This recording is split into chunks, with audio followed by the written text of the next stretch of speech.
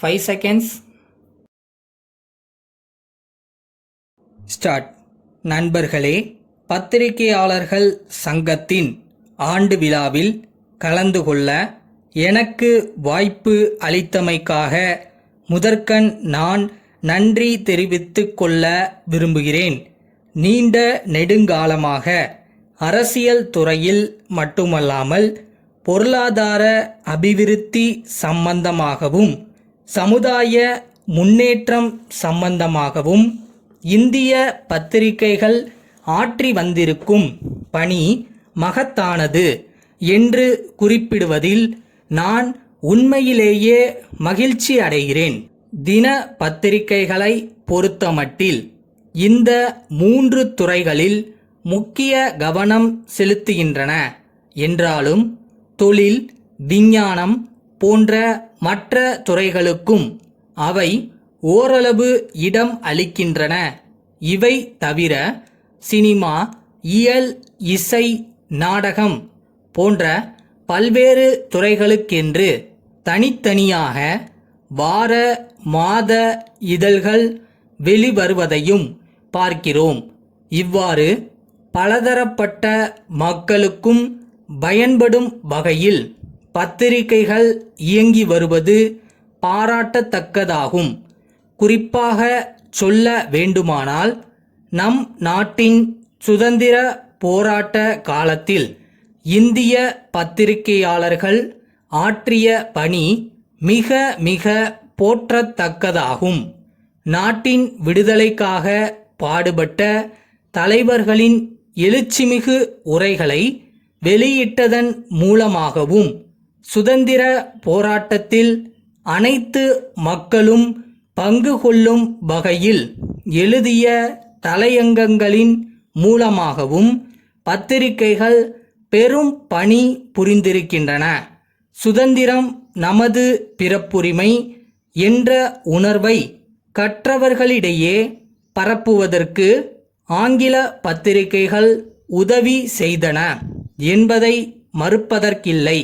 எனினும் ஓரளவே கல்வியறிவு பெற்ற சாதாரண பொது மக்களிடையே சுதந்திர உணர்வை ஊட்டுவதற்காக பல்வேறு மொழி பத்திரிகைகள் எடுத்துக்கொண்ட முயற்சி ஈடு இணையற்றது என்பதையும் இச்சந்தர்ப்பத்தில் நான் கூற கடமைப்பட்டிருக்கிறேன். பத்திரிகை தொழிலில் ஈடுபட்டுள்ளவர்களுக்கு அறிவுரையொன்று நான் கூற விரும்புகிறேன். ஜனநாயகம் சிறப்புற அமைவதற்கு மக்கள் எல்லோரும் கல்வியறிவு பெற வேண்டியது ஒருபுறமிருக்க, பெற்ற சுதந்திரத்தை பேணி காப்பதற்கு மக்களுடைய கடமை என்ன என்பதை பத்திரிகைகள் கட்டுரைகள் மூலமாகவும் தலையங்கங்கள் மூலமாகவும் அவ்வப்போது விளக்குவது பயனுள்ளதாக இருக்குமென்று நான் நம்புகிறேன். அது மட்டுமல்லாமல் விரும்பத்தகாத உணர்வுகளை தூண்டும் வகையில் செய்திகளை வெளியிடுவதை தவிர்த்து ஆக்கப்பூர்வமான பணிகள் பற்றிய செய்திகளுக்கு முக்கியத்துவம் அளிக்க வேண்டுமென்று நான் கேட்டுக்கொள்கிறேன்.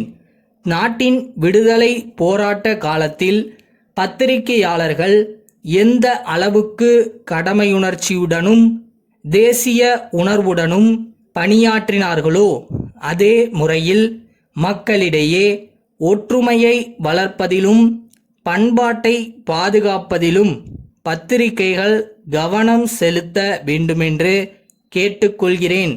நாட்டில் ஜனநாயகம் தலைத்தோங்குவதற்கு மக்களுடைய கருத்துக்களை பிரதிபலிக்கும் வகையில் பத்திரிகைகள் சுதந்திரமாக செயல்படுவது அவசியமாகும்.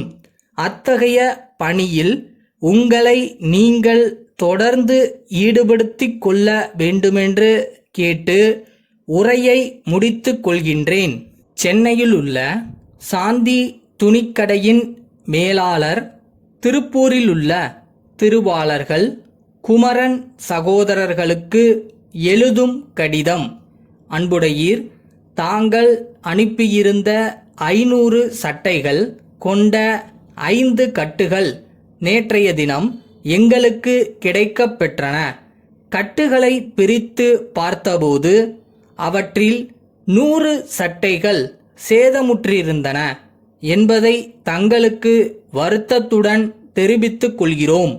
தங்கள் பொருள் விவர பட்டியில் கண்டுள்ள தொகையில் மேற்படி சேதமுற்ற சட்டைகளுக்குரிய விலையை கழித்து கொண்டது போக பாக்கி தொகைக்கான வங்கி காசோலையை 1-2 நாட்களுக்குள் தங்களுக்கு அனுப்பி வைப்போம்.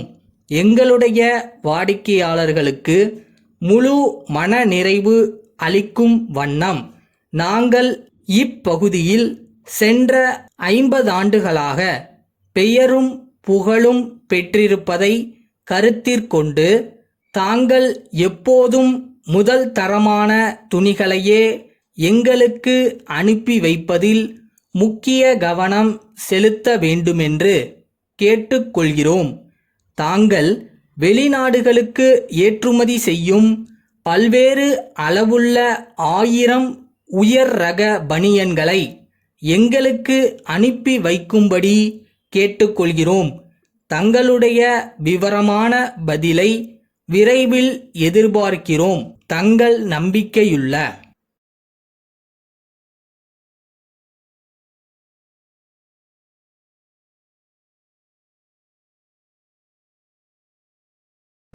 டேய் தம்பி, முதல் ஸ்டெப்பு தான் கஷ்டம், மற்றதெல்லாம் கொஞ்சம் ஈஸியாக தான் இருக்குது. எப்படினாலும் விட்டுறாதீங்க, பிடிச்சி வந்துடுங்க.